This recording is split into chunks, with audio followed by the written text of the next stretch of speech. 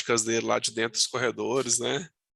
Essa É, informação lá é privilegiada dos bastidores do TST. você quer ir lá para o TST, é? Precisamos de Não, eu você na queria primeira aprender um instância. pouquinho com ele. Precisamos Eu de você gosto é na de primeira instância. ferramenta. Ah, bom, isso é bom. Deixa eu pegar uma água aqui enquanto isso, espera aí. Oi, Danilo, boa noite. Eu sou a Maricela, Olá. sou atualmente secretária-geral da OAB de São Vicente. Seja bem-vindo à nossa subseção, tá? Recebemos ótimos elogios das suas aulas, a doutora Thais, quem fez o convite, né, para trazê-lo aqui. Infeliz, por enquanto online, mas quem sabe numa próxima presencialmente, tá? Eu dei umas orientações aqui para os colegas no começo, a palestra é pelo Zoom, então vou pedir para o pessoal ficar com o microfone fechado para não atrapalhar, tá? Evitar liberar o som. A nossa colaboradora da OAB, a Carol, ela está online, ela vai ficar acompanhando. A gente vai gravar a live para disponibilizar para quem tiver algum problema, tiver que sair para depois conseguir acompanhar. Eu vou fazer aqui a apresentação, né, do professor, como os alunos aí já estavam comentando. É o professor Danilo Cunha Diniz. Ele é professor, diretor da Secretaria do TRT 18. Ele tem um Instagram muito bom, para quem não conhece, sigam lá, @execução.efetiva. Tenho certeza, já separei uns processos de execução aqui, Danilo, tá? Muito bom. Eu quero reter, então eu já deixei aqui separado, porque eu falei, não, eu só vou mexer nesses processos depois da palestra do professor Danilo. E é isso, seja muito bem-vindo, tá? Essa palestra é organizada aqui pela doutora Thais, que é a nossa atual presidente da Comissão de Direito do Trabalho. A palestra hoje é online, mas fica o convite para uma próxima vez você vir presencial. E é isso, uma boa aula a todos, uma boa palestra. Eu não sei se no final, Danilo, se você pode abrir perguntas para o pessoal, para eles mandarem no chat, ou esperar até o final, e aí no final você responder tudo, fica ao teu critério, o que você achar melhor. Perfeito. Tá bom? Muito obrigada. Beleza. Bom, Boa deixa eu noite. só dar uma palavrinha agradecendo mais uma vez, a Maricela já apresentou o professor Danilo, mas eu quero agradecer demais o convite, o aceite do convite do professor Danilo. Eu já falei para ele, vou falar de novo, eu sou fã do trabalho dele, sou fã do quarteto, né, dos outros 3 professores que compõem, né, o curso que eles têm de execução. Sou aluna, já sou aluna, acho que desde 2020, né, Danilo, que eu já sou aluna do curso de vocês, e as minhas execuções andaram assim, na verdade, correram depois que eu aprendi a manusear as ferramentas de execução, então foi por isso que eu fiz esse convite hoje, porque eu sei da importância que a gente tem, ainda mais agora, né, com a prescrição intercorrente batendo na nossa porta, a necessidade e a importância que temos de conhecer as ferramentas de execução. Então, só agradecer mais uma vez, agradecer aos colegas que vieram prestigiar, e enfim, Danilo, tá contigo, bora. Valeu, pessoal, boa noite, então. Já me apresentaram, né? Eu sou Danilo Diniz, eu sou servidor aqui do TRT 18, comemorei agora em maio 10 anos de carreira aqui no TRT 18, e desses 10 anos de carreira, estou como diretor há 9 anos, né? Para quem não conhece a divisão assim, administrativa da Vara do Trabalho, o diretor de secretaria, ele é o braço direito ali do juiz na parte administrativa mesmo da Vara do Trabalho, né? Eu ajudo o juiz ali a cumprir os despachos, a fazer a pesquisa, né, o uso das ferramentas lá no dia a dia da VT, e dentro dessas atribuições, né, o que o juiz exige muito de mim é ajudar na execução, na pesquisa patrimonial. Ele quer que eu solucione os processos lá da vara, né? Eu tive uma experiência muito bacana, que eu acho que transformou minha vida funcional, foi quando eu fui ser diretor na 9ª Vara do Trabalho de Goiânia. A Vara do Trabalho, ela era uma vara muito pesada, assim, e o mapeei, o problema dela maior era na fase de execução. Pessoal, deixa eu só contar aqui. Eu estou fazendo simultâneo aqui no Instagram, então vou dar uma boa noite aqui para quem está me assistindo no Instagram e avisar que eu estou no Zoom aqui com o pessoal lá da OAB de São Vicente. É isso mesmo, né, doutora Thais? E então, pessoal, se ficar meio esquisito, eu vou apresentar também logo um slide, mas eu vou transmitir e vocês que estiverem aqui vai acompanhando também. Então, quando eu fui ser diretor lá no Vara do Trabalho de Goiânia, a primeira semana, o primeiro dia que eu entrei em exercício, eu recebi uma visita lá, que foi o o diretor da ouvidoria do tribunal. Ele falou assim, Danilo, o tribunal tem em média 500 reclamações por mês. 300 são dessa vara que você está indo ser diretor. Para vocês terem noção do desafio que eu estava entrando, né? E aí ele me fez um compromisso e eu fiz um compromisso com ele. Eu falei, olha, eu não prometo ser a melhor vara do trabalho de Goiânia, mas eu vou sair da lanterna. Eu prometo para você, né? E eu tive a oportunidade de ficar lá 2 anos, e nesses 2 anos a vara transformou. A gente, nos 2 anos seguidos, fomos a vara do trabalho da capital que mais encerramos a execução lá, né? A gente encerrou no primeiro, acho que quase 2.000 execuções, no ano seguinte também quase 2.000 execuções, e eu lembro de receber no balcão colegas. Eu fiz faculdade em Goiânia, eu recebia amigos falavam assim, Danilo, aquele processo que você está me intimando para buscar o alvará, eu já tinha abandonado ele, eu não tinha nem esperança mais de receber, não sei o que você fez aí. E eu vou contar um pouquinho para vocês o que eu fiz lá. Então foi assim, foi transformador. O que eu tive que aprender lá é o que eu vou ensinar um pouco aqui para vocês. É próprio que eu não vou conseguir contar tudo, mas o que eu ditei nos processos foi um ritmo, foi um método que eu apliquei nos processos que você também consegue replicar, e com sucesso. A doutora Thaís já conhece o método, o doutor Paulo Basílio também conhece o método. E em que ele consiste? Eu percebia que o servidor, ele ficava muito confuso na hora de impulsionar a execução. O processo chegava para ele e ele não sabia o que fazer, né? Quem já sentiu assim na hora de manusear um processo de execução? Aquele processo que já está volumoso. Se fosse processo físico, doutor Basílio, ele de certeza que ele é da época do processo físico. Ia ter lá 9 volumes para ele folhear em 5 dias e indicar diretrizes para execução. Então, assim, o servidor também tem essa dificuldade. E aí eu quis mapear, quis roteirizar e quis dar um passo a passo para o servidor, para ele não ficar perdido na execução. E o roteiro esse, é um método, é um mapa, que eu chamo de mapa do tesouro, para você não ficar perdido na execução e mirar no alvará e alcançar o alvará. Tem jeito de compartilhar aqui? Aí eu tentei compartilhar e está pedindo para o anfitrião deixar eu compartilhar. Será quem que é o anfitrião aí? Eu quero compartilhar o... É a Carol, né, Maris? Que é anfitriã? Maristela? Sim, a Carol, já pedi para ela liberar. Perfeito. Mas, assim, o servidor, ele... eu falo assim, é da experiência do lado de cá do balcão, que é interessante também vocês conhecerem até para entender a dinâmica do processo, né? Geralmente a gente destaca 1, 2 servidores para cuidar de execução, para fazer ali os despachos, para manusear a ferramenta, mas esse servidor sai de férias, às vezes esse servidor não tem muita afinidade, então assim, às vezes o juiz, onde está tramitando o seu processo, não tem muita afinidade com as ferramentas, então assim, vale a pena você hoje entender o funcionamento das ferramentas. Para quê? Para você poder exigir tudo aquilo que as ferramentas podem entregar para vocês. Então, é um pouco disso. Olha, agora vai.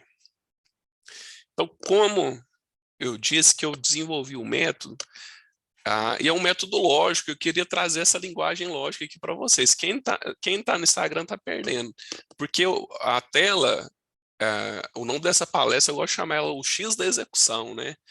Para lembrar lá da época da matemática, da regra de 3. Eu sei que a gente do direito aqui perde um pouco a afinidade da matemática, só sabe de cabeça quanto que é 30% de qualquer coisa.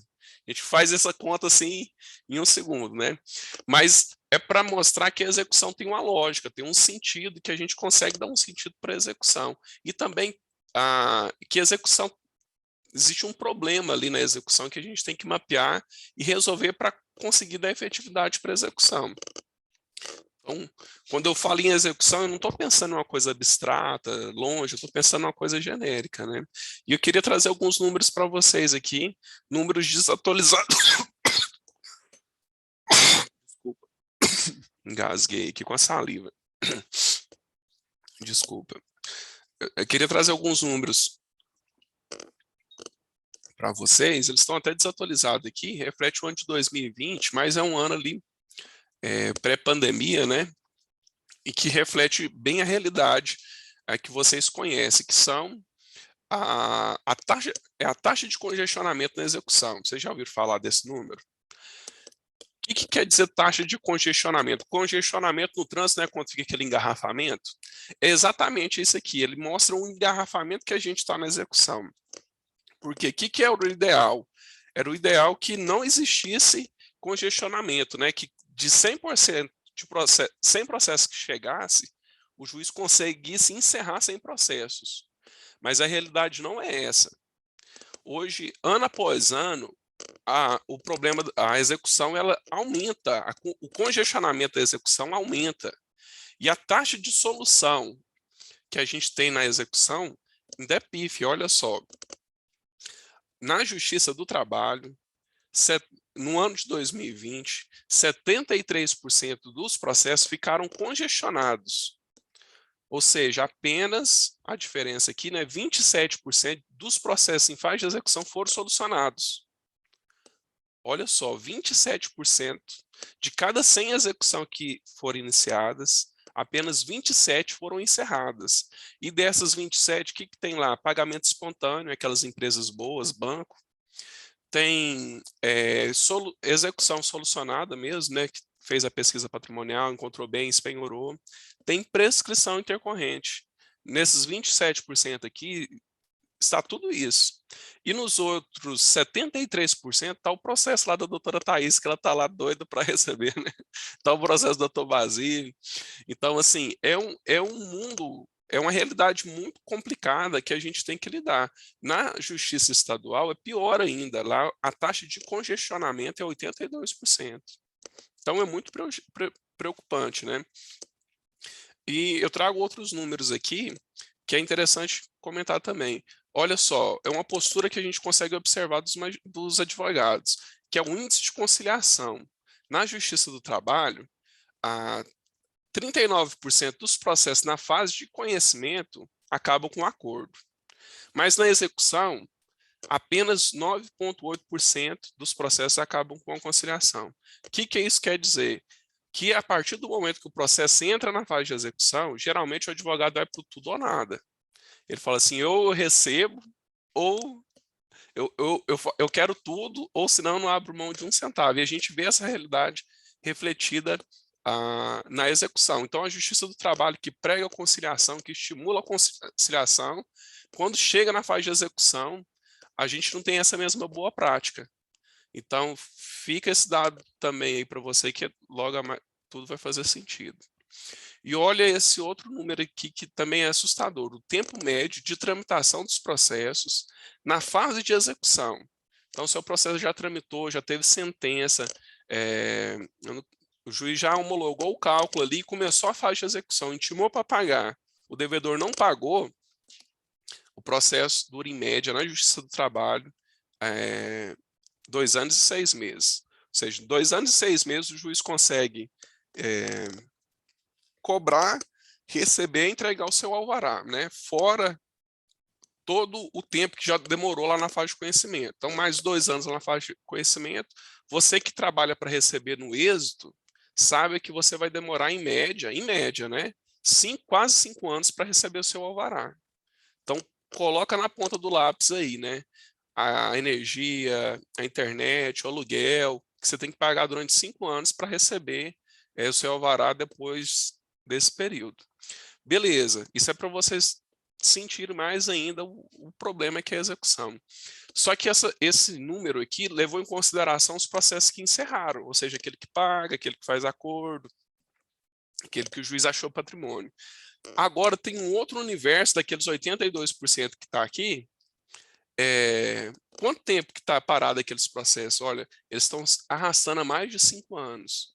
Ou seja, você pode receber com 1 ano e 6 meses, mas quando você não recebe, esse processo seu tende a demorar muito e tem um vilão aqui que é a prescrição intercorrente. Então, eu tenho certeza que vocês conhecem esses problemas, né? Todo mundo passa eles na pele, são problemas comuns de norte a sul do Brasil. Era a realidade que eu enfrentava aqui em Goiânia, que eu enfrentei em Goiânia, que eu enfrento hoje aqui no interior de Goiás e que eu converso com os colegas do Brasil inteiro. são problemas comuns. A realidade é que a execução não anda. Então, qual que é o moral dessa história, Danilo? Você está aqui só para mostrar os problemas? Um pouquinho. Eu quero chamar a atenção, eu quero tirar um pouquinho seu sono, porque a conclusão que eu cheguei quando eu olhei esses números foi que a execução não funciona. Olha, uma justiça que consegue resolver apenas 27% dos processos que entram em fase de execução, eu posso concluir que essa justiça não funciona. Então, a gente precisa mudar isso. Eu, como servidor, né, eu percebi que sozinho eu não ia conseguir. Eu poderia ser um herói e resolver ali meus processos, mas mudar esse cenário sozinho eu não conseguiria. Mas hoje teve uma mudança aí, né? A gente viu a reforma trabalhista chegar lá em 2017 e teve uma virada na chave lá da execução. Antes, quem executava era o juiz. A execução era de ofício. Então, a culpa daqueles números ali era do juiz. Hoje o jogo mudou. Hoje a execução se processa pela iniciativa, né, do exequente, assistido por advogado, não é isso que fala lá a CLT? Então, ora, a execução ela é promovida pelo exequente assistido de advogado. Se ele não tiver advogado, quem executa? O juiz. Então eu falo assim, na verdade, quem que executa? É o advogado. Então, o que a reforma tirou, né? Tirou a execução de ofício do juiz e colocou na mão do advogado. E aí eu falo assim, agora o advogado ele vai ser o herói ou o vilão. Porque quando você olhava para aqueles números e falava assim, nossa, a culpa é do juiz, hoje você vai ter que falar assim, essa culpa é minha também. É triste, mas é a verdade. A regra do jogo mudou, a lei agora deu essa responsabilidade para o advogado e agora cabe ao advogado mudar a história ali do processo dele. Mas aí, beleza, a reforma veio e tirou a execução de ofício e também ligou uma bomba relógio, que eu chamo que é a prescrição intercorrente, né? O que é a prescrição intercorrente? A justiça sabe que não vai resolver todas as execuções e sabe que é muito caro manter toda a estrutura dela ali para cobrar um processo que não vai ter êxito. Então ela fala assim, ó, chega no momento que não vale mais eu ficar medindo esforço aqui para tentar resolver esse processo. Então eu aplico a prescrição intercorrente. E aí, o que a reforma trabalhista fez? Ela trouxe a prescrição intercorrente e ela fala assim, hoje a prescrição é de 2 anos. Ou seja, você, advogado, tem que executar e tem que executar rápido. Porque se você deixar a bola cair, em 2 anos a prescrição intercorrente vai chegar e vai fulminar o seu processo. E quando a gente está falando de prazo processual, lá na execução, 2 anos passa voando. Aquela bobeirinha que você dá e você esquece de olhar o processo, quando é feito já deu 2 anos. Aí você recebe lá já uma intimação do juiz da sentença da prescrição intercorrente. Então fica ligado. E aí eu falo assim, olha, hoje, além de todas as dificuldades que você tem lá no escritório, que é captar cliente, que é fazer a inicial, fazer a audiência, recurso, você tem que lidar mais um ativo, que é o tempo. Você precisa saber gerir o seu tempo. Por quê? Porque no final das contas, quem que vai remunerar você é o seu tempo. Se você resolve um processo rápido, você vai ganhar X. Se você demora 2 vezes mais, você vai receber X dividido por 2, né? Tipo assim, o produto do seu esforço vai ser dividido pelo tempo ali. Então, se você executa rápido, você é melhor remunerado. Se você não executa, você é pior remunerado. E aí, beleza. Danilo, como então eu faço para otimizar meu tempo, impulsionar meus processos, resolver minhas execuções? Você precisa adotar um método. Método, quando eu falo, eu estou pensando lá no método científico mesmo, né? Você tem que adotar um passo a passo, um roteiro que você vai chegar no final do processo e vai ter sempre uma conclusão. E eu falo assim, se você adota o método que a gente ensina, quando chega lá no final do método, você só pode ter 2 conclusões. Você vai falar assim, olha, devedor possui bens. E eu achei, e agora eu vou expropriar ele. Ou você vai falar, não, juiz, esse camarada aqui não tem bens. Você vai falar para o cliente, eu fiz de tudo aqui que estava ao meu alcance e eu tenho certeza seu cliente não, seu devedor aí não possui bens. Então eu não posso fazer mais nada, você lava sua mão. E você pode ter aquele sentimento de dever cumprido com seu cliente. Você falou assim, ó, eu fiz tudo que estava ao meu alcance e eu tenho certeza que ele não tem bens. Então agora não tem mais nada para fazer. Porque quando eu faço aqui uma minuta de prescrição intercorrente, eu sempre fico assim, será que não tinha bens, né? Como eu tenho certeza se tem ou não tem, se eu adoto um método, e esse método, como é que ele chama? Ele chama pesquisa patrimonial exaustiva. Então, eu vou esgotar a pesquisa patrimonial mesmo, né?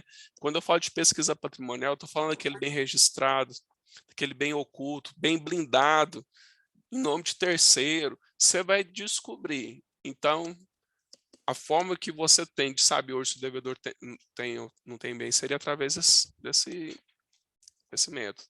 E aí umas dicas que eu dou também, assim, né? Como otimizar mais o tempo? Você tem que focar nos processos que tem mais chance de êxito. Quando eu fui administrar lá no Nona Vara, uma das primeiras condutas que eu fiz foi essa, foi dedicar tempo nos processos que eu sabia que era fácil de solucionar. E tem algumas dicas, eu vou começar a anotar aí, ó. Sabe o que eu fazia, que você pode fazer nos seus processos também? Eu identificava qual processo que o devedor era uma MEI, microempreendedor individual. Por quê? Porque o patrimônio da pessoa física e da pessoa jurídica se confundem. Você não precisa de um DPJ para executar a pessoa física. Então, o que eu fazia? Eu gerava uma relação de ordem alfabética lá dos processos. E pelo nome eu via se o camarada final lá da razão social tinha o MEI, né? Às vezes está lá assim, Paulo Basílio, um número que é o tipo CPF dele, / MEI. Aí, camarada, será que a pessoa física do Paulo Basílio já está aqui no polo passivo? Eu olhava, não estava, o advogado não tinha pedido. E eu incluía, fazia um passenjúri e resolvia o processo. Isso aí eu chamava de execução fácil, né? Então eu dava atenção para ela. O que eu fazia também? Eu via aqueles processos que não tinha sido feita a pesquisa básica. Não tinha um Sisbajude, não tinha um Renajude, não tinha um CNIB. Então eu fazia a pesquisa básica em todos os processos, que eu chamo de arroz com feijão, né? O arroz com feijão eu tinha que fazer e tinha que fazer em todos os processos. Então, assim, por que eu falo isso? Tem uns processos que vão ficando difíceis mesmo, às vezes dá preguiça até de abrir eles, eu sei como é que é. Já advoguei também, viu, pessoal? Eu não conto não, mas eu já advoguei. Infelizmente, eu passei no concurso e minha carreira de sucesso na advocacia ficou para depois. Mas, assim, o processo, quanto mais complexo, que você olha para isso, nossa, isso aqui vai me dar um trabalho, você mesmo vai deixando ele para depois. Então, assim, dedica seu tempo aqui para os processos simples, para que vai sobrar mais tempo para você lidar com os processos complicados. Fechou? E é a conclusão que eu dei aqui, né? Você vai investir melhor o seu tempo, vai ter resultados melhores, você vai ser melhor remunerado pelo seu tempo e você vai ser conhecido por resolver problemas. E com isso você vai ter mais chance de cliente. E a verdade é essa: se o advogado sabe executar, de fato, o advogado que entrega ali o alvará para o cliente, é ele que é o advogado bom. Por que eu falo isso? Eu atendo muito pessoal no balcão. Sabe o que o cliente faz? Ele vai no seu escritório, ele olha o processo na internet, ele conversa com outro colega advogado e vai lá no balcão. E a conversa sempre é as mesmas, né? O que está acontecendo? O que o juiz não mexeu no meu processo? O advogado abandonou. É o tipo de coisa que você sabe que acontece e acontece mesmo. O que eles falam assim? Não, por que o processo do meu colega resolveu e o meu não? Por que é? Aí, tipo assim, eu comparo o resultado, inclusive com a atuação do outro advogado, né? Então, assim, na verdade, quem que entrega o alvará que é o herói do cliente. Beleza? Então, assim, contei todos os problemas, né? Contei que existe o método e agora eu vou começar a mostrar para vocês esse método. O que eu, de fato, faço aí para resolver os processos que tem tido muito êxito. Depois que eu saí lá da Nona Vara, eu fui para Uruaçu. Eu fiquei 2 anos como diretor em Uruaçu, Goiás, no norte goiano, quase Tocantins. Por 2 anos, fomos a vara do trabalho que mais encerrou a execução no estado de Goiás inteiro. Hoje eu vim para uma vara assim, de menor volume, estou em Jataí. Mas também tem aplicado esse método, tem tido muito sucesso aqui na execução. Então, qual que é a proposta que eu tenho aqui para a execução? O que, que a gente pode fazer, você quanto advogado, os colegas servidores, juiz, qual que é a ideia mesmo da pesquisa patrimonial exaustiva? E a crítica que eu faço é essa. Geralmente, a gente para a pesquisa aqui, ó, a gente olha, a execução não achou bens, para, mas tem um mundo ali por baixo ali de bens em nome de terceiro, bens ocultos, que a gente não chega a rastrear. Então, a ideia da pesquisa patrimonial exaustiva é de fato esgotar a pesquisa patrimonial, encontrar bens e tudo. Beleza. Eu começo a organizar essa pesquisa patrimonial exaustiva com 4 pilares. Quem tiver caneta aí, anota que vai ser dica boa aqui agora. O primeiro pilar é o devedor. Quando eu falo pilar, eu falo o seguinte, pensa o seguinte, o processo de execução caiu na sua mão, você tem que impulsionar a execução e você não sabe para onde vai com aquele processo. Olhe para esses 4 pilares aqui e tenta encontrar ele nos seus processos que vão ser a bússola para você solucionar a sua execução. O primeiro pilar é o devedor. A primeira pessoa que você tem que dar um foco é o devedor. E quando eu falo devedor, eu estou falando cadeia de corresponsáveis. A dúvida é a seguinte, você vai pegar o seu processo e vai se fazer uma pergunta. Quem é que tem responsabilidade aqui para pagar essa dívida trabalhista? Ou essa dívida civil? O que é? Quem é que tem que responsabilidade? Que você lembra que tem lá, tem o devedor, tem geralmente lá na execução trabalhista, tem a empresa, tem os sócios da empresa, às vezes tem um devedor subsidiário, tem empresas do grupo econômico, um grupo oculto, o camarada nega que existe um grupo, mas ali tem um grupo. Aí, às vezes, tem o tal do cônjuge, né? Será que o cônjuge tem responsabilidade patrimonial? Tem. E aí você tem que mapear e vai olhar para a capa do processo. Quem está lá no polo passivo? No polo passivo, estão todos os corresponsáveis? Se a resposta for não, ainda tem caminho aí para sua execução. Sua execução ainda tem lenha para queimar. Então, se o juiz te intima para indicar a diretriz da execução, se faça essa pergunta. Todos os corresponsáveis estão aqui? Porque se não tiver, você vai ter que dar um jeito de trazer esse corresponsável para o processo. E aí tem várias estratégias, né? Grupo econômico. A gente está no meio de uma discussão aí, qual o momento que é para trazer a empresa do grupo econômico.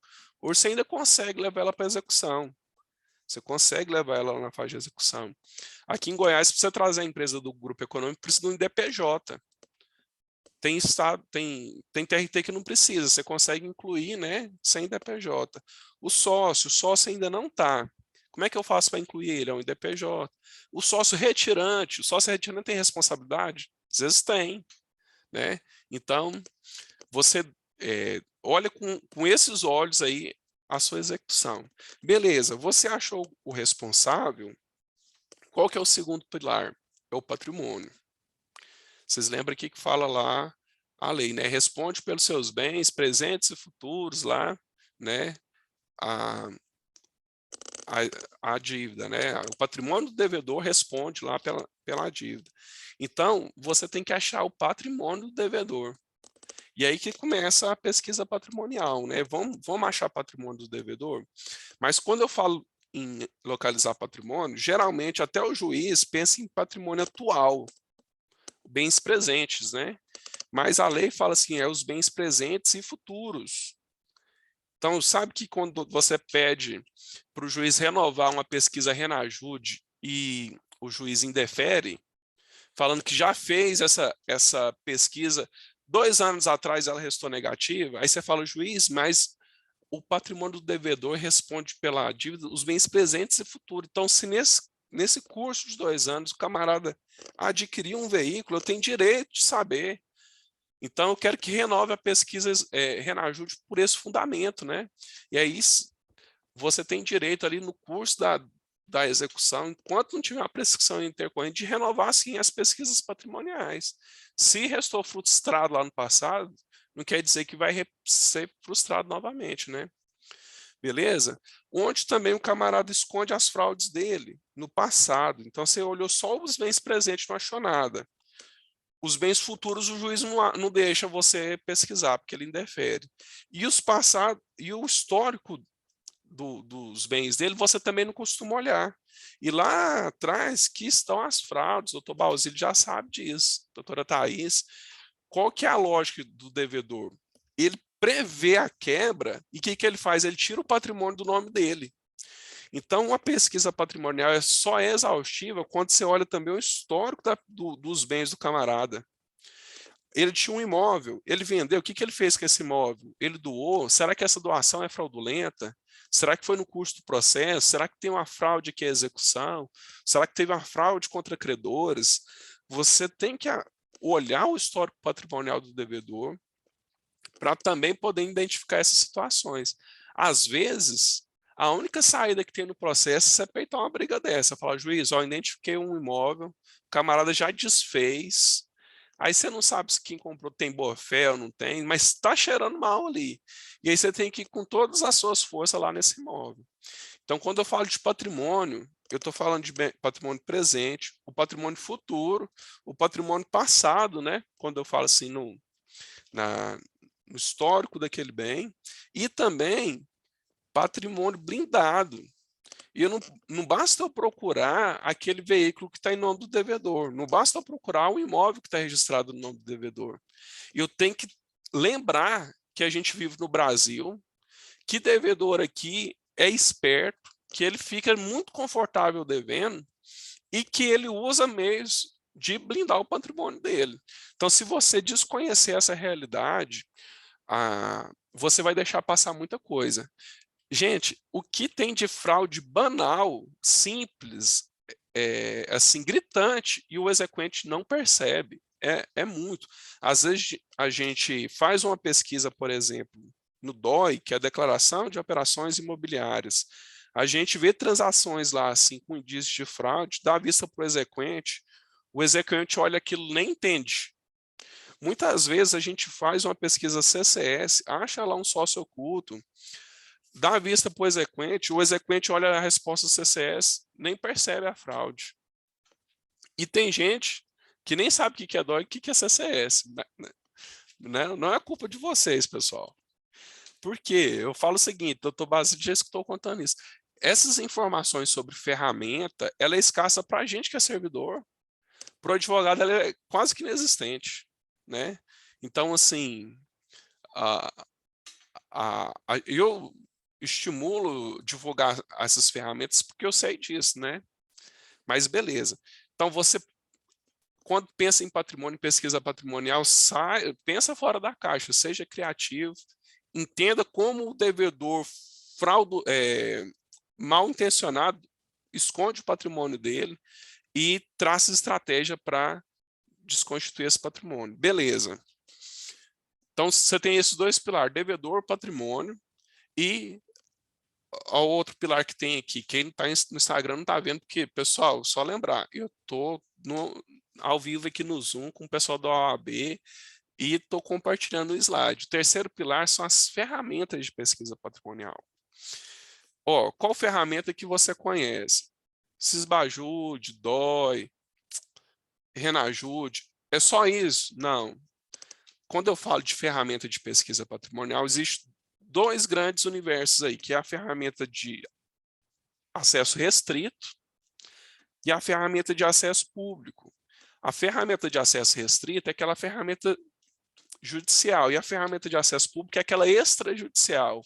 Ou seja, você não precisa do juiz, você não precisa depender do juiz para você ter acesso a ela. Você mesmo, como advogado, consegue acessar no seu escritório, pesquisar, encontrar informação e trazer para o processo e resolver a sua execução. Vou citar alguns aqui para vocês. Ontem eu fiz uma live, citei uma que quase ninguém conhece, chama Rede CNPJ. Anota aí, depois dá um Google, chama Rede CNPJ. O que essa ferramenta faz? Ela faz um dossiê sobre o devedor. Ela faz, e no final ela faz um PowerPoint, estilo Ministério Público Federal, ele faz um PowerPoint contando a vida do devedor, assim, as ramificações, a empresa dele, se o camarada, ele tem uma empresa, quem que é sócio dessa empresa, e é uma ferramenta muito bacana para você encontrar empresas do sócio para pedir lá uma desconsideração inversa. Ela é muito bacana para aprovar grupo econômico. É muito legal. É uma ferramenta equivalente ao InfoSeg, que é a ferramenta de acesso restrito.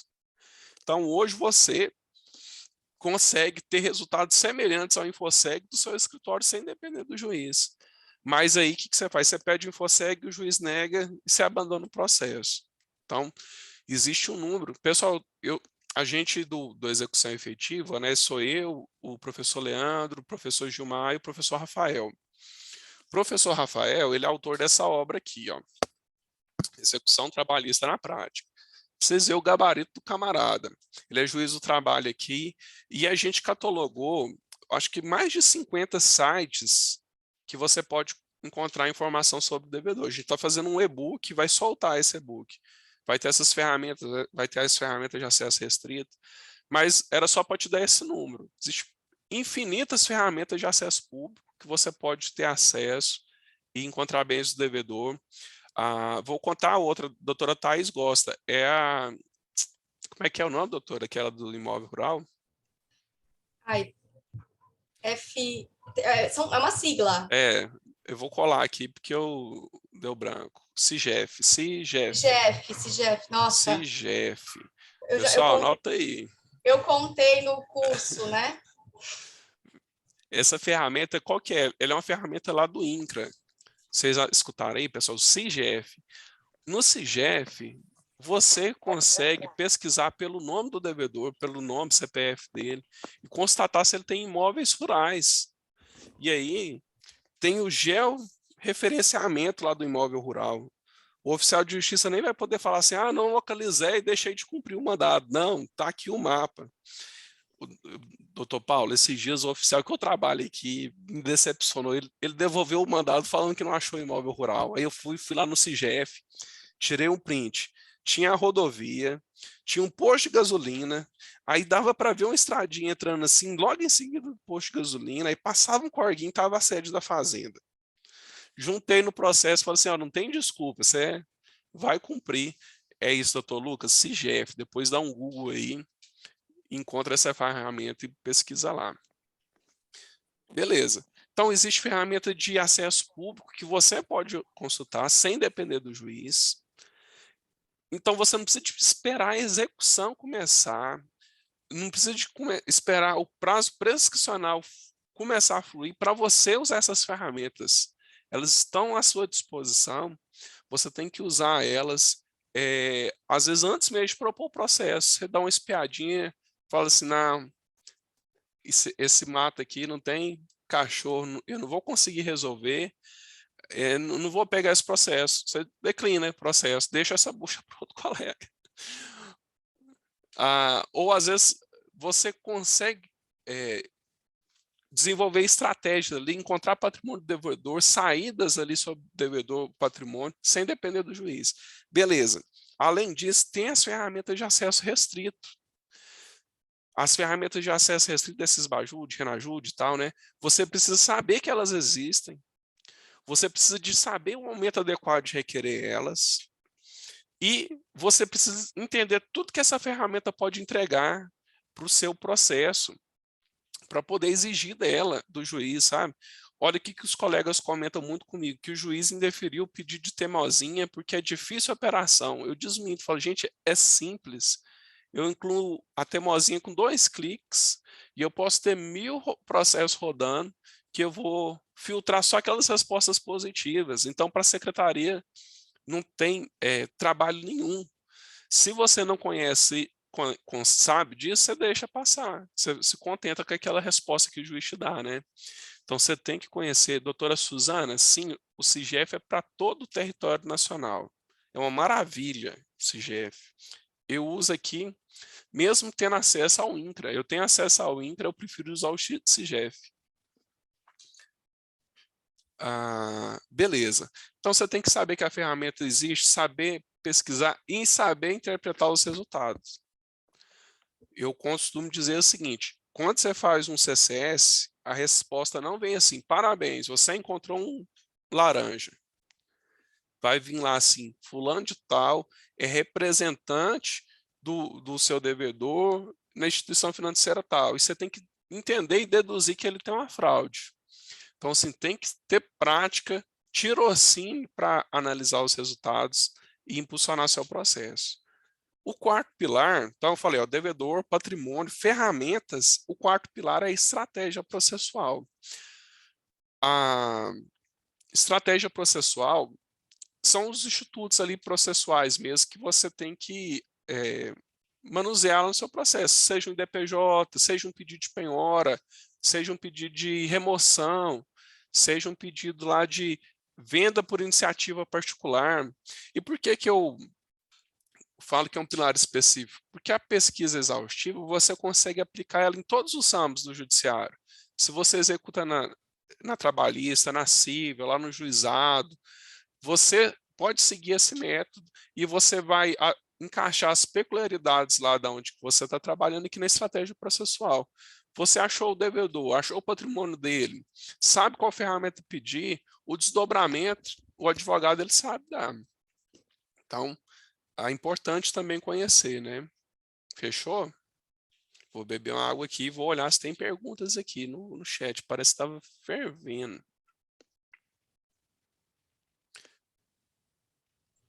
Tem bastante elogio aqui no chat, né? Ai, Muito ainda elogio bem para que é aula. elogio, porque eu não estou vendo. Ó, eu achei aqui onde que estão as perguntas. Ó, CIGEF. Beleza. Tá. Aquela que agora é do print. Pode dar o print. Doutor Bruno Olegário está aqui, ó. Grande amigo nosso aqui também. Abraço, doutor Bruno. Beleza. Pessoal, quando eu falo de ferramenta de acesso restrito ou de ferramenta de uso judicial, né? Eu estou falando de um universo aqui de pesquisa. Olha que legal que o Tribunal aqui 18 fez, o TRT 18 fez para mim, diretor. A gente tem acesso a um painel que tem todos os convênios, todas as ferramentas que são disponíveis para nós. Essa tela está desatualizada, tem ferramentas novas aqui. E aí eu consigo consultar de uma maneira muito simples e rápida, sabe? E olha aqui para vocês terem noção, a gente tem convênio com a Agrodefesa, com a Arisp, a gente está em Goiás, a gente consegue consultar o Arisp lá em São Paulo. Bacen, Sisbajude, né? CAGED, CCS, para consultar endereço tem com a distribuidora aqui de energia local, Sensec, CNIB, tá tudo aqui, assim, a poucos cliques, né? Isso aqui é só a título de curiosidade mesmo, que eu deixo aqui para vocês para ver.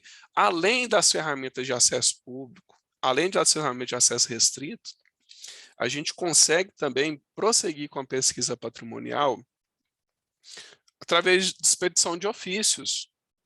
Existem órgãos, entidades que sabem se o devedor possui bem e o juiz não tem um convênio lá. Então, por exemplo, a B3, Bolsa de Valores, ação, o Sisbajude pega. A gente vai fazer um evento sobre o Sisbajude e a gente vai contar para vocês que pese o manual do Sisbajude falar que pega, não há todo ativo financeiro que o Sisbajude pega. Então, ainda vale a pena oficiar a B3 para saber se o devedor possui ativo financeiro, né? Existe um convênio, uma ferramenta eletrônica? Não existe. Então, como que a gente faz isso? Através do ofício, né? Aí vai. Então, é um mapinha aqui para vocês, para realmente entender aí um pouquinho.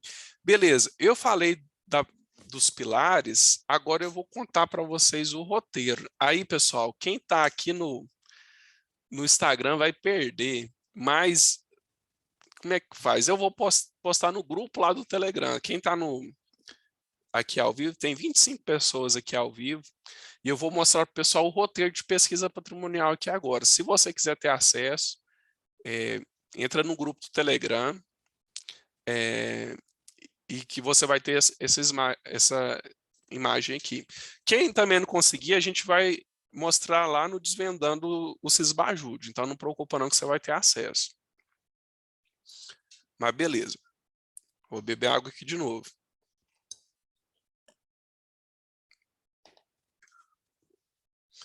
Esse aqui é o tal do método, do roteiro que eu fiz para os servidores aqui. O Gilmar, professor Gilmar, diretor lá no Rio de Janeiro, tem acesso, já usava um roteiro muito parecido, com pouquíssimas adaptações. Aí a gente conheceu o Dr. Rafael, na época ele era juiz em São Paulo. Ele também seguia um roteiro muito parecido com esse aqui, com sucesso lá em São Paulo. Então, quando a gente reuniu, a gente mapeou esse roteiro assim, e saiba que é um método que vale para todo o território nacional e que você pode usar com sucesso. O que tem aqui nesse roteiro? A forma e o momento adequado de você pedir a sua ferramenta de acesso restrito lá do juiz, né? Eu falei também do devedor, olha a cadeia de corresponsáveis aqui, ó. Então, se você olhar aqui o roteiro, ele lembra mais ou menos aqui uma cruz, né? Tem aqui as ferramentas na vertical e na horizontal aqui os corresponsáveis. Beleza. A gente dividiu as ferramentas, as ferramentas de pesquisa em 3 blocos. Pesquisa básica, pesquisa intermediária e pesquisa avançada. Por que a gente fez isso? Porque existe uma lógica por trás do uso das ferramentas, né? Não adianta você fazer um listão e escrever o nome só dessas ferramentas que o juiz não defere. Aqui do lado de cá do balcão a gente tem até um jargão. A gente fala assim, ó, pedido genérico, indeferimento genérico. Se você faz um listão, o juiz vai indeferir e pronto. Então, saiba que o listão não funciona. O que funciona é essa estratégia aqui. A gente divide a pesquisa em pesquisa básica, intermediária e avançada. A pesquisa básica envolve aquele patrimônio do devedor que é rastreável, que está em nome dele, que está registrado. Olha só, Cisbajude, você vai pegar o dinheiro do devedor que está na conta corrente dele. Renajude, você vai pegar o veículo que está registrado em nome dele. CNIB e Arisp, você vai identificar imóveis registrados lá no cartório de registro de imóveis em nome do devedor. Fez essas três ferramentas aqui, aí você vai e negativa o nome do camarada na praça. Serasa Jude, BNDT, protesto judicial. Esse aqui que eu chamo de arroz com feijão. Cisbajude, Renajude, CNIB, aí vem BNDT, Serasa Jude, protesto extrajudicial. Fez essa pesquisa básica, restou positiva, você já resolveu essa execução. Se achou um veículo, é só pedir a penhora, né? Se achou um imóvel, você vai pedir a penhora. Se achou o dinheiro ali, vai expedir o alvará rapidinho. Mas e se restou negativa? Se restou negativa, tem uma presunção aqui que o devedor não tem bens. Então, se você faz a pesquisa básica em face da empresa e não achou nada, presume que ela não tem bens. E isso aí é um gatilho para quê? Para você avançar em face dos demais corresponsáveis. Então, tem a empresa, eu fiz a pesquisa básica, ao invés de pedir Simba, o que você vai fazer? Você vai ver se tem... será que tem grupo econômico? Será que tem um devedor subsidiário? Pegaram aí, pessoal? Isso é muito comum. Tem um subsidiário aqui, ó. Ao invés de você pedir o redirecionamento da execução para o subsidiário, o que você faz? Pede desconsideração da personalidade jurídica. Não precisa.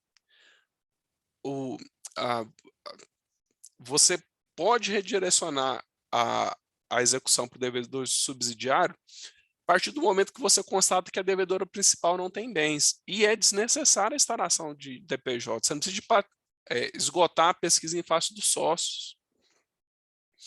Acho que o TRT, alguns TRTs já têm súmulas, né? com esse teor aqui, e a jurisprudência é uníssona, você pode ir seguro disso. Beleza. Já executou a empresa principal, o subsidiário, não achou bens, aí você vai com o IDPJ, você vai achar ali bens dos sócios.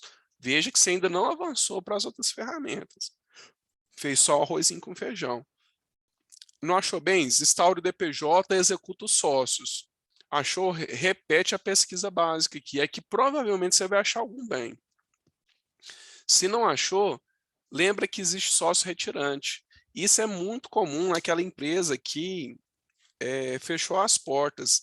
O que o camarada faz? Ele percebe que o barco vai afundar, ele sai do barco antes, né? Ele deixa a empresa sucatear em nome de um laranja, de um qualquer. Ele passa a empresa para o nome do cunhado e deixa a bomba no nome do cara. O bonitão saiu com o nome limpinho. E aí você está executando só os sócios atuais e nem lembra que existe sócio retirante. Então, dá uma olhadinha. Sabe o que acontece muito, doutor Bruno? Era uma sociedade, o sócio que tinha dinheiro sai e deixa o sócio sozinho e vira uma Eireli, por exemplo, transforma em Eireli. Aí você está executando a Eireli, nem lembra de pedir a consulta lá dos atos, das modificações do contrato social, e às vezes você está deixando passar um sócio ali retirante. Então lembra disso. Beleza. Achou, já encheu aqui a capa do processo com corresponsáveis? Aí sim você vai avançar a pesquisa patrimonial. Por que que agora é interessante você avançar a pesquisa aqui? Porque já tem várias pessoas na capa do processo. Quando eu fizer uma pesquisa aqui, essa pesquisa vai ser muito mais abrangente e ela vai ser muito mais efetiva. Ou seja, se eu faço um CCS, quando já tem sócio atual, sócio retirante, a chance de eu achar uma fraude é muito maior do que quando eu faço quando tem só a empresa lá no polo. Então, guarda essas pesquisas para o momento adequado. Aí, o que eu coloco aqui de pesquisas intermediárias? Aquelas ferramentas que não fazem constrição de bens, mas que trazem dados ali relevantes sobre o devedor e que podem indicar fraudes. Olha, InfoSeg. InfoSeg é uma ferramenta muito legal, eu tenho live sobre ela, que é uma ferramenta de segurança pública que reúne diversos bancos de dados. Ele tem informação da Receita, tem do Renavan, tem do Ministério do Trabalho e Emprego, do Sinarme. Então, com uma ferramenta, eu consigo fazer um mapa sobre o devedor. Assim, ó. Beleza. Outra, Infojude. Infojude eu vou pedir o quê? Declaração de imposto de renda, a famosa DOI, que é a Declaração de Operações Imobiliárias. O que é o DOI, doutora Aline? O camarada ele comprou e vendeu um imóvel. Se você faz uma pesquisa, por exemplo, você pede um ofício para o cartório de registro de imóveis, ele volta negativo. Mas se você pede um DOI, você consegue ver essa transação. E aí você consegue avaliar se ela foi fraudulenta ou não. Então, qual que é a ferramenta que vai te possibilitar ver isso? Né? É o DOI. Outra ferramenta aqui, o CCS. Quem não conhece o CCS, é a ferramenta para você lembrar quando você está suspeitando que tem ali um laranja. Está suspeitando que tem laranja? CCS. Olha só, uma vez eu tinha um processo seguinte. A gente estava executando um boteco, um bar. A gente tentava fazer pesquisa básica, não achava nada. Trouxe os sócios, fez pesquisas básicas, não achava nada. Aí uma vez eu estava andando de carro, passei em frente ao bar, vi o bar aberto. Meu amigo, era o bar. Era um esquema assim de você levar a namorada no dia dos namorados para impressionar. Eu falei, mas como assim? Esse camarada aqui, os esbajúdios da negativo, né? Vamos fazer um CCS?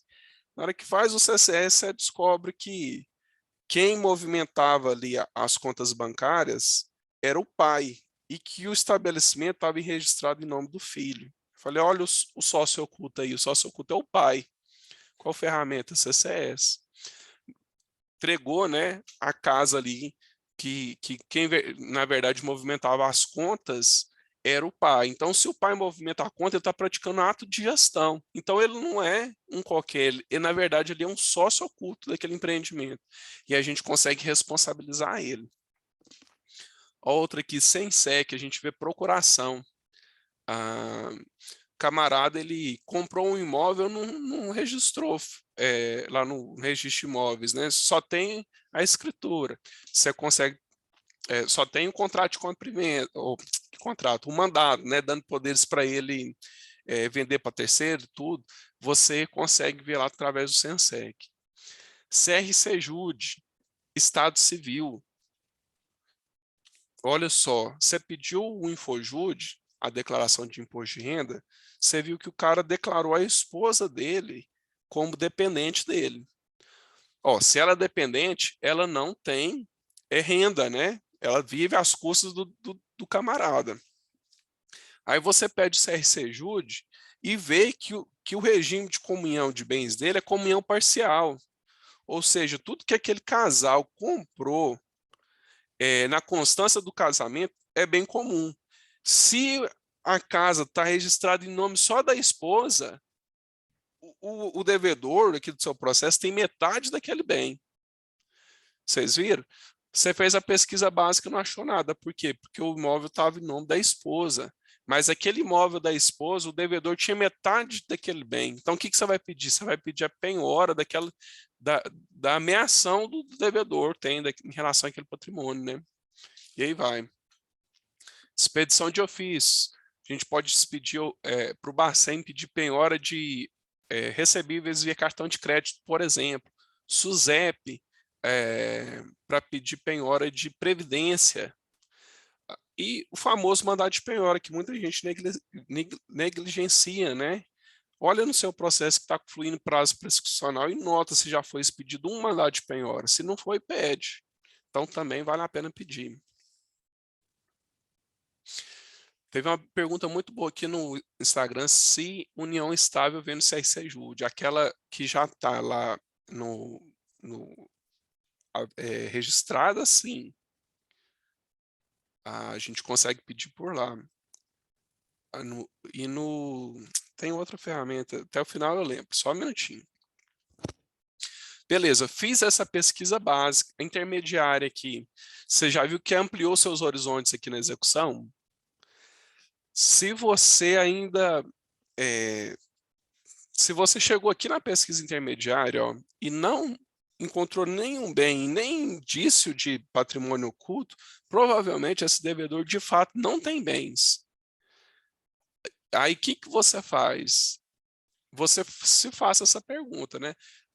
Tem indício de fraude? Se não tiver, não vale nem a pena você avançar para um SIMBA, para o CISBAJUDE, né? Modo de sigilo de afastamento, para um SISCOAF, que o juiz vai indeferir. Para você ter acesso a essas ferramentas, precisa de ter indício de fraude, de ocultação de bem, de ilícito ali, né? Se você usou a intermediária e não conseguiu constatar isso, dificilmente o juiz vai deferir. Aí qual que é a alternativa que você tem para o seu processo não começar a fluir o prazo prescricional? Você pode pedir a suspensão desse processo com base lá na lei de execução fiscal pelo prazo de 1 ano. Então, fez a pesquisa, não encontrou bens, não deixa iniciar o prazo prescricional. O que você faz? Você pede a suspensão do processo. Você ganha aí mais 1 ano. E aí, nesse 1 ano, vai que o camarada volta a empreender e arruma um dinheirinho lá, né? Beleza, mas você fez aqui a pesquisa intermediária e você acha ainda que o devedor está escondendo patrimônio. É aquele camarada que ele deve no processo, mas ele está vivendo uma situação muito boa. Obrigado, graças a Deus. Doutor André está forçando, né, doutor André? Está cansadão. Vamos mais 10 minutinhos, doutor André? Então, bora. Tá coçando o olho. Aí tá. Vamos lá, pessoal. Se você achou que tem fraude ali, aonde ainda que você pode ir? Você pode pedir um SISCOAF, você pode pedir uma quebra de sigilo bancário. Teve uma pergunta aqui no chat, por que é tão difícil ter acesso ao SIMBA? Porque, primeiro, que eu falo assim, Simba você não pede, você conquista, né? Você vai ter direito a usar o Simba se você esgotar esse rol aqui de ferramentas, né? E se você ter juntado ali indícios de fraude para você ter acesso ao devedor. O Siscoaf, quem que lembra lá da Operação Lava Jato? Pergunta aqui no chat, né? O Siscoaf foi a briga que fez o Moro, né, sair do governo Lula lá. O pessoal estava brigando por causa de quem que ia mandar no Siscoaf, para vocês terem noção da potência que é essa ferramenta, né? Que é ela? Ela é tipo um radar que mapeia movimentações ali fraudulentas. Então, camarada, ele quando o devedor faz ali não o devedor, né, qualquer cidadão faz uma movimentação bancária, ele adquire um bem de alto valor, alguma coisa que chama atenção, cai lá no radar do Siscoaf. E aí, se você caiu no radar do Siscoaf, o Siscoaf vai fazer um dossiê lá sobre você. E aí, você pode pedir para o juiz constatar se o seu devedor tem um dossiê lá no Siscoaf ou não. Hoje o juiz do trabalho tem acesso a essa ferramenta. Beleza. Mas assim, só pense nessas ferramentas se você tiver indício de fraude. Por que eu estou falando isso?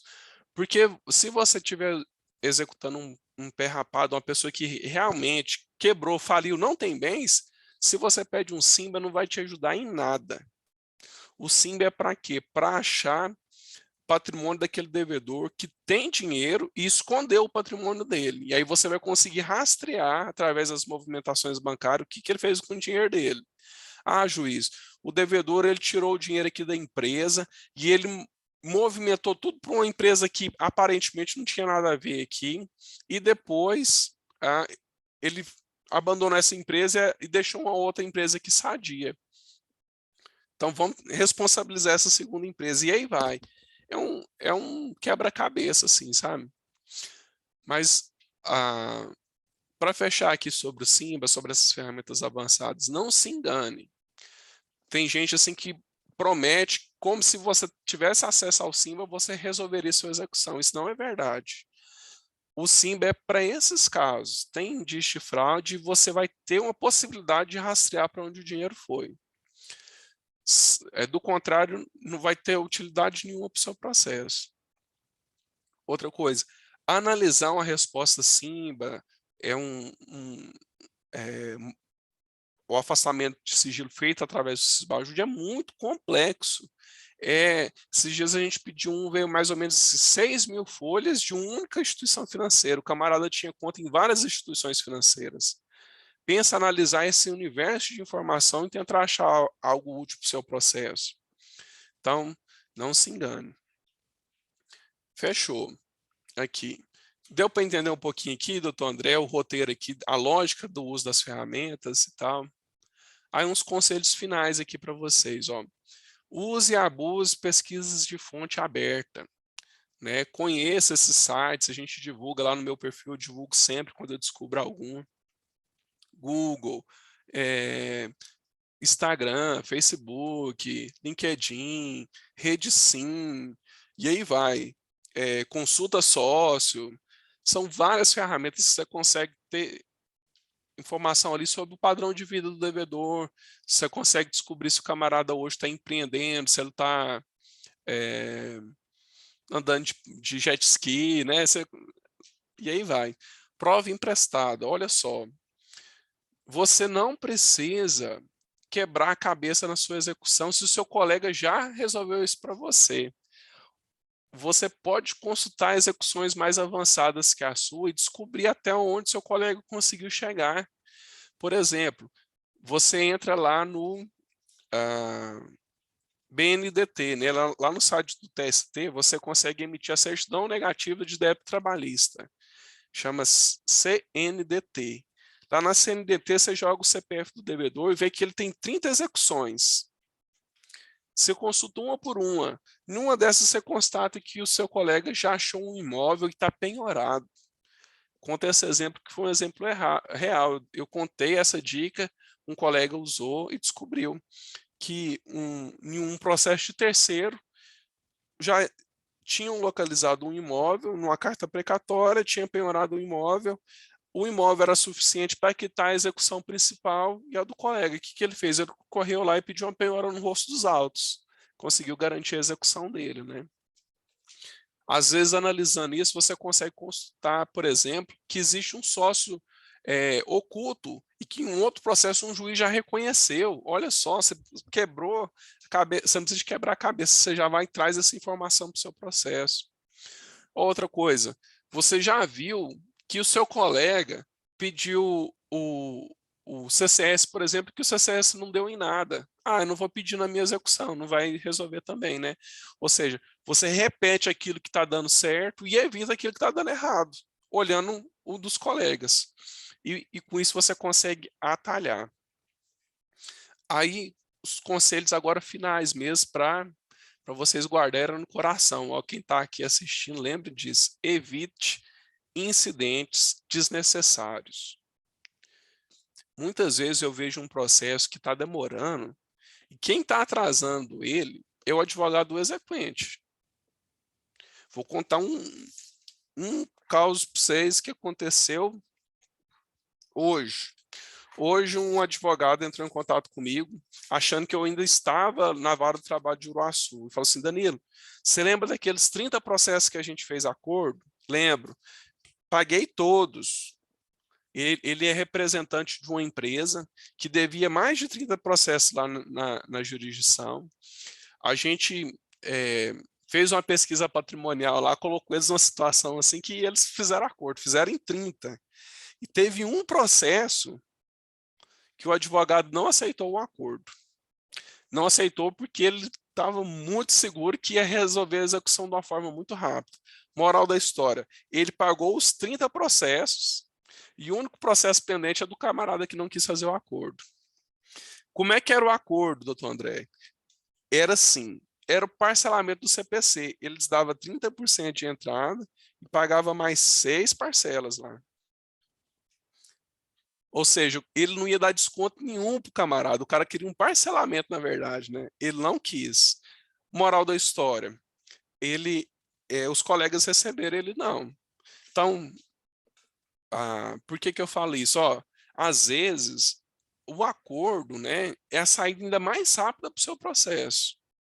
Se você constatar que o devedor ele quer pagar, ele está bem intencionado, ele só está passando realmente ali por uma dificuldade, meu amigo, negocia, às vezes um desconto vale a pena. Eu conto assim que eu já vi penhora, execução de 300 mil garantida, vem embargos lá, manda liberar tudo para o devedor. Então, assim, acontece. Às vezes você está forçando aquele processo, ele está indo para o TRT e tal, chega lá na frente. Então, não feche as portas para um acordo e evite incidente desnecessário. Deixa eu ver o que mais tem aqui. Olha, agora chegou na parte final mesmo aqui. Eu estou falando que está no final já tem um tempão, né? Mas é no final mesmo aqui, que é uma frase aqui, pessoal, que eu sempre compartilho nos eventos que eu faço, nos cursos que eu dou, que é a tônica que eu acho que a gente tem que olhar a execução. Quando eu falo de execução, eu lembro do trabalhador mesmo, o camarada que vai lá no balcão, que pergunta como é que está o processo dele, que vai lá e fala assim, Danilo, tem novidade aí? Porque meu filho está chorando. Eu conto, a doutora Thaís já escutou essa história. Uma vez um trabalhador veio no balcão e falou assim, Danilo, eu queria saber se tem novidade no meu processo. Eu olhei para ele e falei, não tem. Ele falou assim, Danilo, eu vim aqui com tanta esperança de ter uma novidade que eu não tenho dinheiro para pegar um ônibus e ir embora. Tipo assim, esse é o trabalhador, né? O camarada às vezes tem um processo e ele está com tanta esperança ali no advogado, no juiz, e a execução atrás, você está impedindo esse camarada às vezes, de seguir com a vida dele. Então, olha aqui que o professor Maurício Schiave, né? Ele falou assim, de nada adianta todo o esforço para se reconhecer o direito se ele não puder ser entregue ao vencedor, a quem pertence. Por isso, ousamos dizer que a execução é o ponto culminante do processo e o mais importante, né? Eu falo assim que justiça efetiva parte de uma execução efetiva. Então, é você que é advogado, você que quer o seu alvará mais rápido, né? Você que atende lá o cliente e que tem que dar uma satisfação para ele, né? Saiba que do lado de cá do balcão também tem gente muito interessada de impulsionar as execuções e que a gente juntos aí pode mudar um pouquinho daquele cenário da execução, dar soluções para a execução e impulsionar os processos e acelerar o recebimento do processo. E aí é com essa chaminha aí, né, que existe uma luz, que eu encerro a palestra aqui de hoje e desejando para vocês aí muito sucesso, muito alvará e muitos férias em Dubai, né, doutora Thaís? Opa, estou só aguardando aqui. Então, Danilo, muito obrigada. Tem umas perguntinhas aqui no chat, mas rodou aqui, eu perdi. Mas eu vi umas perguntas bem legais aqui no eu chat. interrompi o compartilhamento? Eu não sei. Parou? Não, não parou ainda. Tá, agora foi. Agora foi. Cadê o chat? Enquanto você lê aí, eu vou despedir do pessoal aqui do Instagram, pessoal. Tá certo. Vou salvar aqui. Um grande abraço para vocês. Tchau, tchau.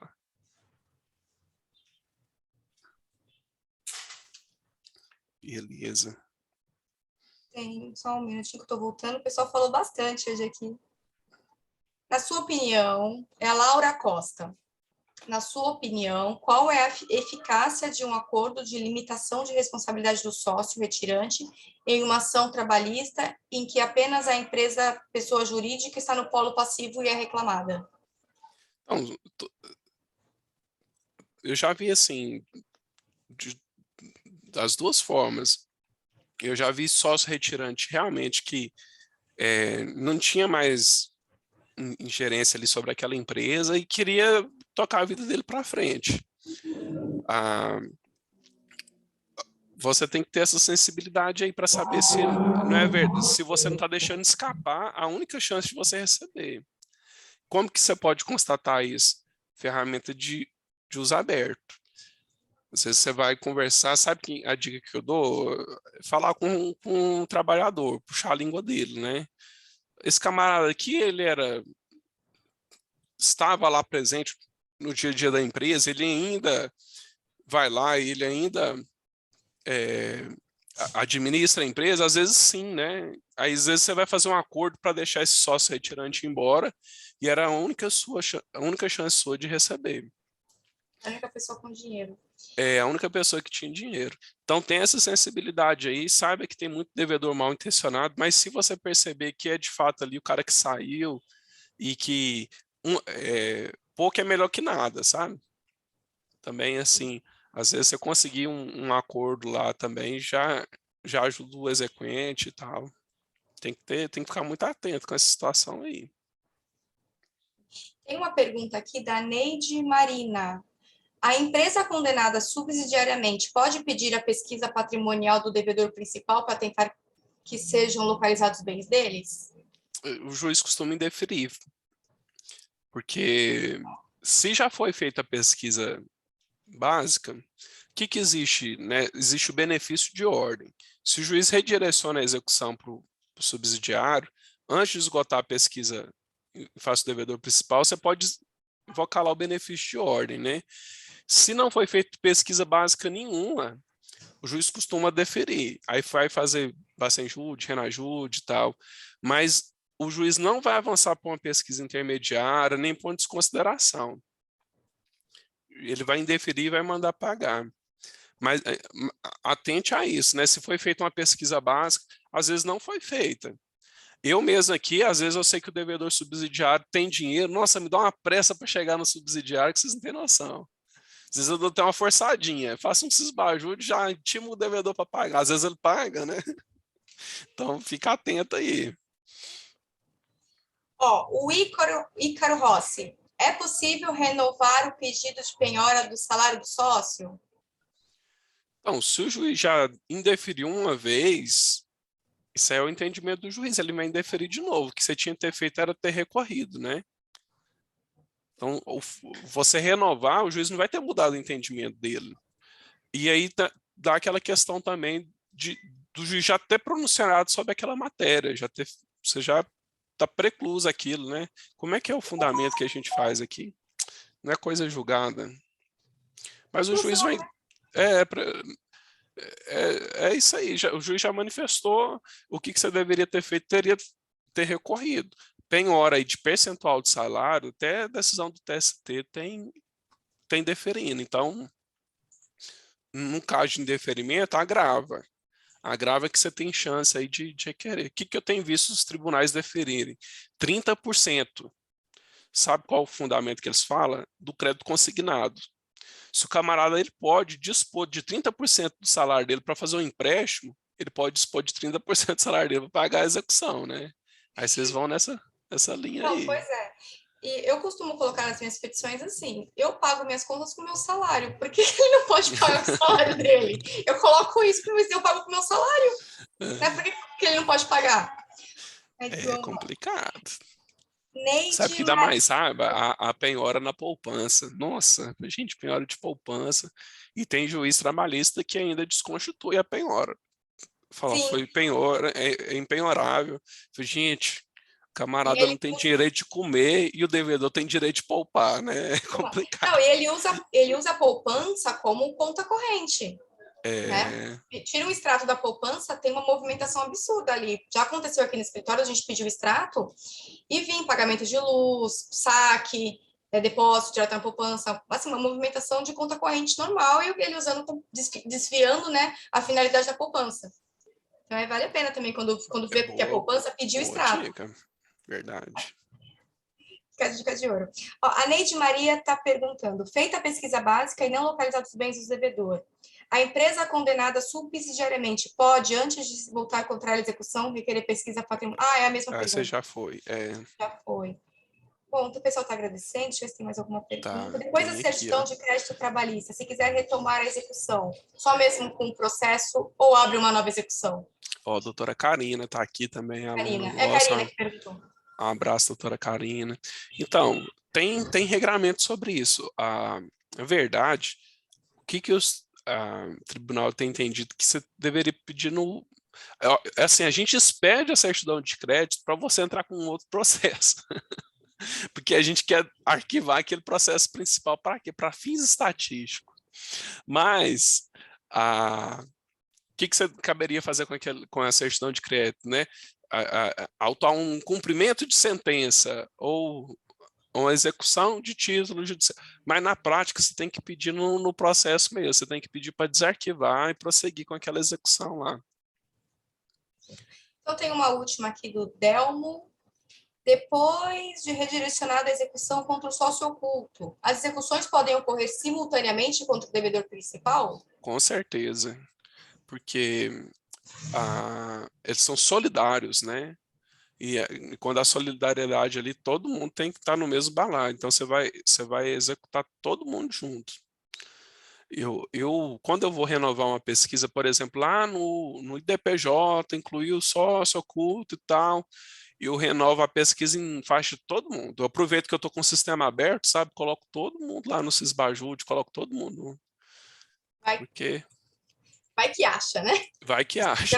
Geralmente acha. Eu sou prova qualquer dia eu vou contar as histórias aqui do escritório, porque eu sou prova que acha. Acha. Bom, acha. Acho que acabamos aqui as perguntas. Não sei se eu pulei alguma. São muitas. Tem muita pergunta aqui. Mas, enfim. Então, antes, eu queria fazer aí um convite para vocês. Dia 30 agora, semana que vem é a outra, né? 30, 31 e 1º, a gente vai organizar um evento chamado Desvendando o Sisbajude. A gente vai abrir o Sisbajude para vocês e mostrar cada botãozinho, o que serve, o que você consegue. Vai contar o que o Sisbajude pega, o que ele não pega, e onde você vai conseguir pegar os ativos que o Sisbajude não bloqueia. E é um evento bem legal, ele é gratuito, ele vai ser online, a partir das 20, né? Para se inscrever tem que ir lá no meu perfil, que é execução.efetiva. Lá na bio tem aquele linkzinho azul, você clica e se inscreve lá. Hoje a gente está completando 5.000 inscritos. Vai ser o maior evento que a gente já fez vai ser esse. Então, estou muito feliz e eu convido você para participar também lá do Desvendando Eu já estou Cismagia. inscrita. Show demais. Eu estou sempre inscrita. Tá. Sempre bom ver vocês lá, doutor Paulo, tem a galera que Tem um pessoal que são os mesmos, acompanha muito. a Doutor gente se Bruno. segue, né? Aham, já. Tá todo mundo inscrito. O dia que não tá, eu sinto falta. Cadê o doutor Paulo aqui? Pô? Não, e o Basílio, todas as lives que eu entro, ele tá. Né, Basílio? Eu entro numa live e tu tá. Eu já ouvi falar que ele tem 3 fazer uma celulares. Pergunta, então? Posso fazer uma pergunta? Com certeza. Posso fazer uma pergunta, então, Danilo? Manda ver, doutor. Então. Ô Danilo, eu sempre fico um pouco na dúvida em recuperação judicial, né? Se, ao invés de você... Mesmo que a ABT lá expressa a certidão de crédito para você habilitar, você pode, independente ou conjuntamente, mesmo que se não habilitar lá na recuperação, você pode voltar a tentar executar o sócio, fazer uma IDPJ em face do sócio, mesmo com a certidão expedida. Eu sempre fico com essa dúvida. Então, o fato da empresa estar em recuperação judicial tem uma presunção aí que ela não tem bens, né? Porque quem que entra com recuperação judicial é quem tem mais dívida do que patrimônio. Então, o fato dela estar em recuperação judicial é indício que você não vai ter sucesso ali na execução. Aí, o que você faz? Você fundamenta isso para pedir a desconsideração da personalidade jurídica aqui na Justiça do Trabalho. E aí, isso você pode habilitar lá ou não.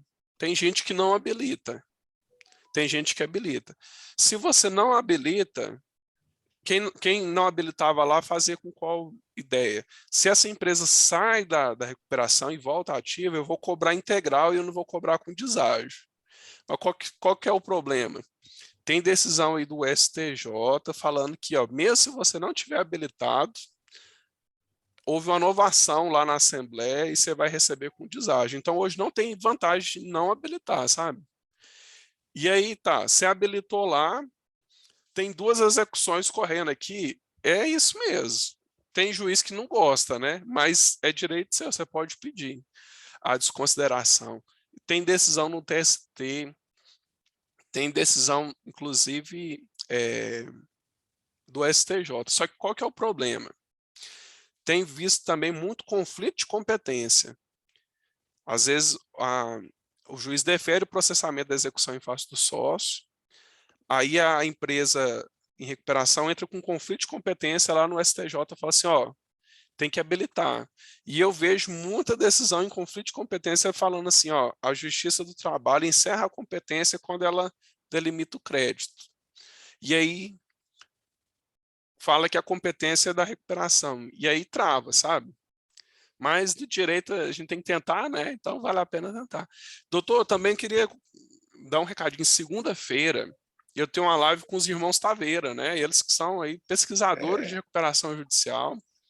Vai ser no meu perfil e a gente vai falar de recuperação judicial lá com eles. Já aproveita e já deixa essa pergunta. Já deixa essa pergunta aí, Danilo, na manga aí. Boa ideia. Obrigado, mas você já deu uma boa dica também. Aliás, parabéns. Valeu, doutor. Pessoal, queria pedir para todo mundo abrir a câmera para tentar fazer uma foto, um print, só que eu mesmo não sei mexer no Zoom direito, né? Eu nem consigo ver todo mundo. Será que pelo celular dá para a gente tirar um print? Pode deixar que eu tiro aqui, na minha tela tá bem grandão. Então tá, porque assim, gente, para a internet eu sou péssima. Todo mundo abriu a câmera. Ó, Aline, tô vendo você, Aline. Olá, clica no Gallery. Gallery? Aline, eu não sei nem falar inglês. Nossa, Nem te conta. No canto direito superior tem um botãozinho. Você clica, vai aparecer umas opções. Aí vai ter Gallery e um monte de quadradinho. Quando você clicar, vai aparecer o rosto de todos. Olha, aqui não tá aparecendo. Eu vou pedir pro Danilo tirar essa foto e me mandar. Então tá, pessoal. Vou contar até 3 para não pegar ninguém de surpresa, hein? 1, 2, 3 e...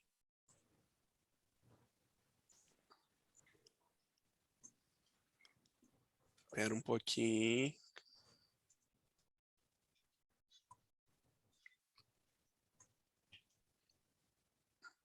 Vou tirar o segundo aqui que tem. Olha, o Giba tá aqui, eu não tinha visto o Giba, não.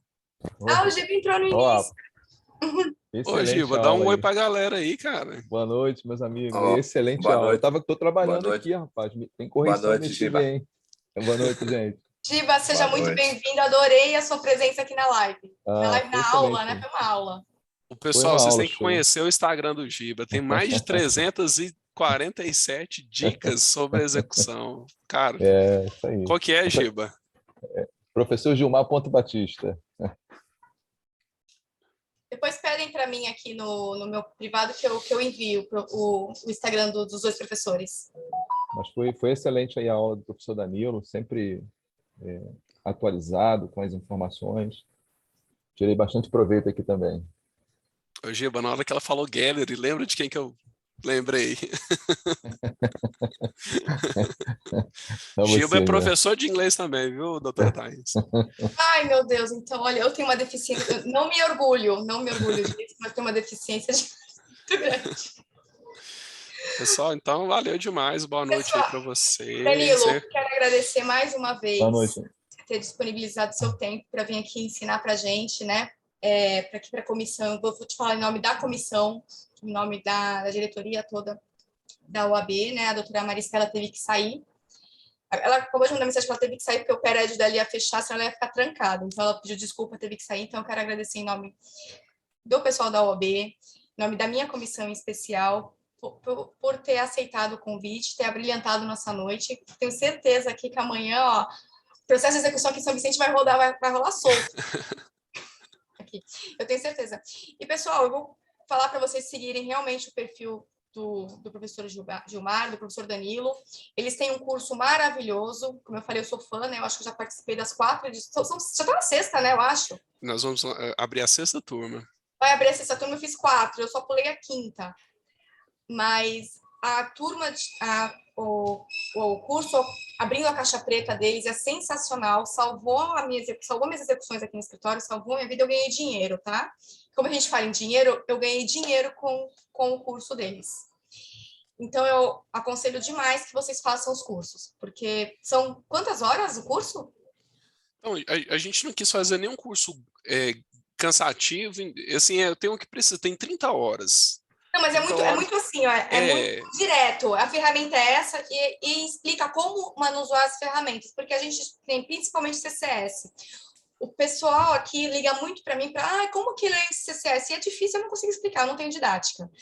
Então, como é que explica? Então, no curso, ele vai ensinar como ler um CCS, porque, de verdade, pegar um PDF de 100 páginas, você não vai conseguir entender. Então, eu aconselho muito que vocês façam os cursos, porque o curso é fenomenal, é top. É abre a caixa preta mesmo. E dá dinheiro, então, não importa. Bom, então... Danilo, muito obrigada. Gilmar, muito obrigada pela presença de vocês. E eu fico sempre à disposição, ao que vocês precisarem, estou à disposição também. Em nome da UAB, em nome de todos os alunos que estiveram aqui, batemos 71 alunos simultâneos. Show, bacana. Batemos 71, então eu agradeço demais. Estou muito feliz. Foi um evento. Parabéns aí pela iniciativa. Estou à disposição aí. Gilmar também, traz ele aqui também, viu? Que o camarada... Gilmar, tá convidado, Gilmar. Já tá convidado. Depois eu já pego o teu telefone e já vou marcar a data. Podemos fazer. Doutor Paulo também já pode... curso de CCS. No grupo aqui, no grupo da minha comissão tá um alvoroço aqui, tá todo mundo, Thaís, caramba, que legal, que palestra top, caramba. No meu grupo aqui, tô me achando. Parabéns, viu, doutor, pela iniciativa e muito sucesso aí na gestão. Gilmar, já está convidado também para vir abrilhantar nossa noite. Já está super convidado, é sempre uma honra. Vai ser um prazer. A gente ganha muito com vocês. Vamos sim. Obrigada, gente. Boa noite. Oi? Passando nosso evento aqui do curso Desvendando a Caixa Preta, a gente pode combinar assim, vai ser um prazer. Perfeito, eu estarei lá na Caixa Preta, como sempre, eu estou em todas, né? Como sempre, eu estarei lá também. Depois, então, eu pego o seu contato. Obrigada, viu, gente? Nada, Obrigada aos meus amigos notáveis que estão aqui na aula. Obrigada mesmo. Tchau, tchau.